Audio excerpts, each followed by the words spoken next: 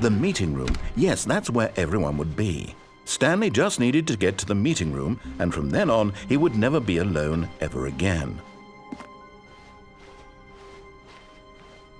When Stanley came to a set of 2 open doors, he entered the door on his left. Yet there was not a single person here either. Feeling a wave of disbelief, Stanley decided to go up to his... Coming to a staircase, Stanley walked upstairs to his boss's office.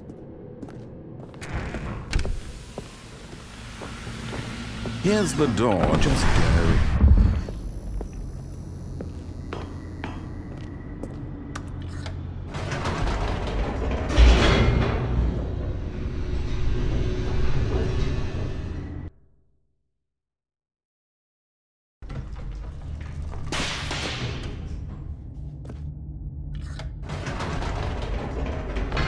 Whoops, nope, never mind. Stanley actually got back into the elevator and went back up. Silly me.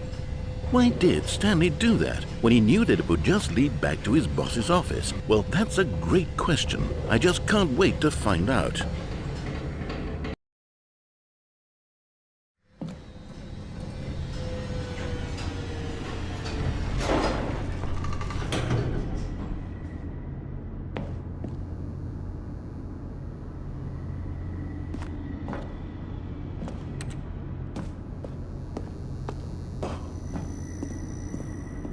Here we are, Stanley. It's your boss's office. Exactly the way it was before you got onto the elevator.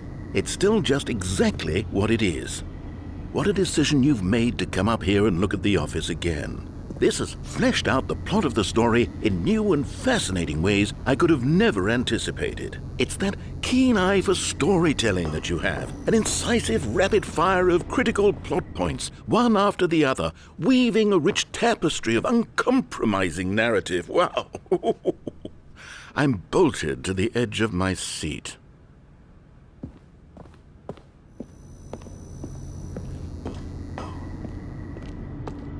Incredible.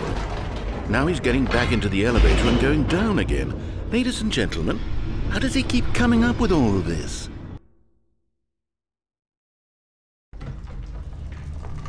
Surely this time Stanley will walk forward into the spooky corridor, won't he? Did you think we were going to go forward down the spooky corridor? No. It's time once again to go back up in the elevator. I can't even begin to grapple with what might be up there. Is it the boss's office again? Or what if it's the boss's office this time? The suspense is killing me.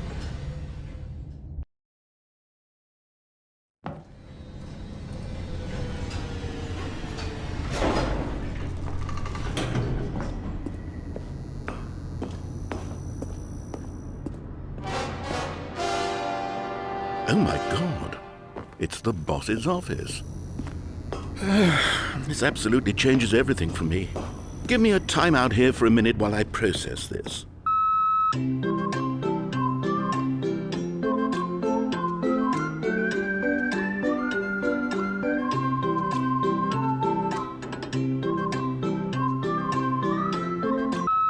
Okay, I'm ready.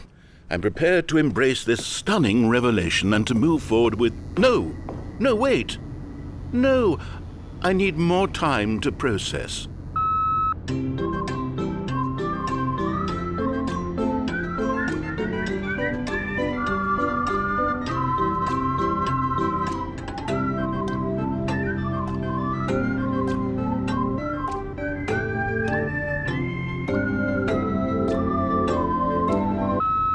All right, I have fully come to terms with it.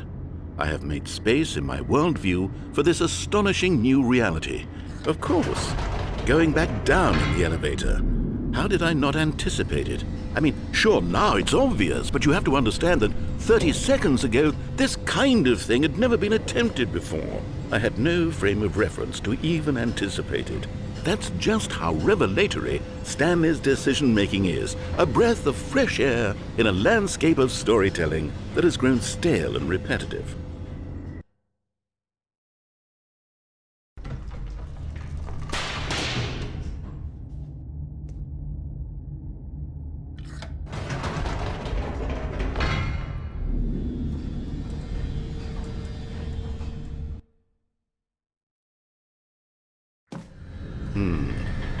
You know what?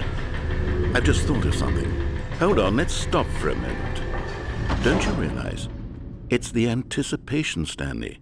You and I, we have no way of knowing what will be at the top of this elevator, but the suspense, the agony of waiting and anticipating and having to guess, that's the real thrill.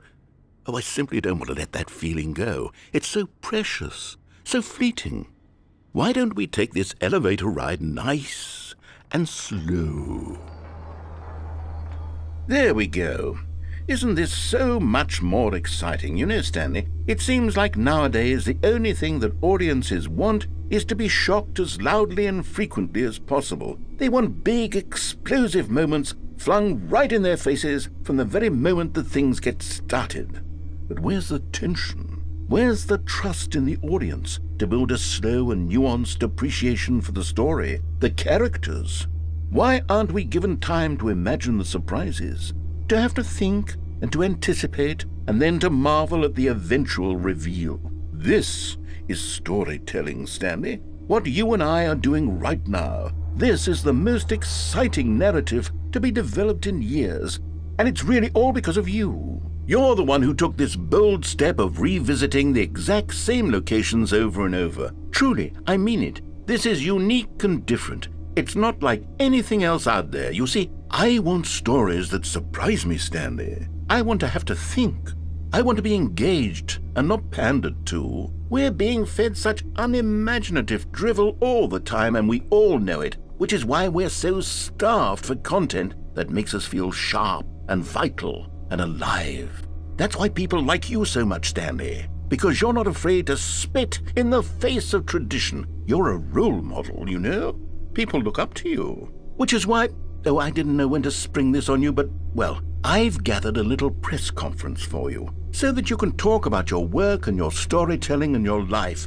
Yes, I know you're not much for the public eye, but I thought it would especially mean a lot to the people who have been following you from the beginning. They really look up to you, Stanley. I don't know if you realize the impact you have on them. This is the kind of gesture that might leave a tremendous impact on them for the better. Oh good, we're here. Okay, the room where we're holding the press conference should be just around the corner here somewhere.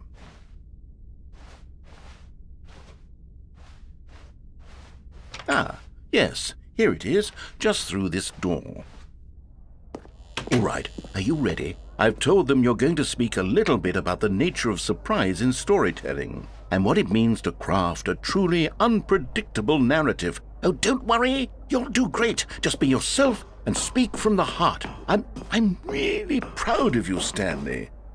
Okay, it looks like they're ready for you. Go get 'em.